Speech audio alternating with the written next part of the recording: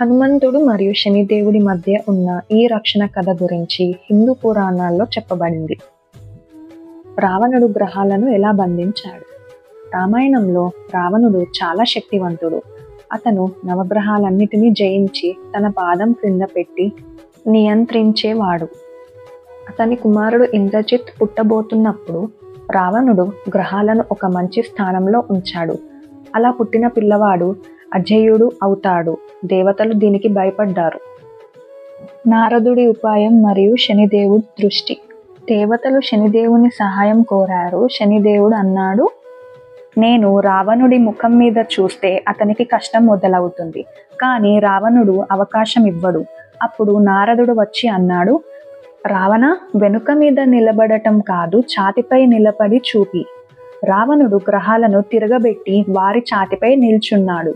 ఇదే అవకాశమని శనిదేవుడు రావణుడి ముఖం చూడగానే రావణుడి దురదృష్టి మొదలైంది.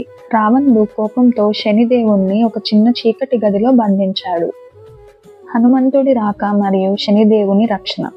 ఎన్నో రోజుల తర్వాత సీతాదేవిని వెతుక్కుంటూ హనుమంతుడు వచ్చాడు.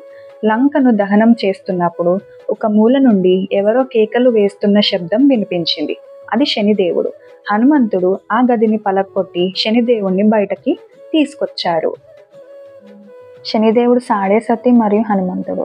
శనిదేవుడు అన్నాడు, నన్నెవరు బయటికి తీసినా నేను సాడేసతి వేయాలి.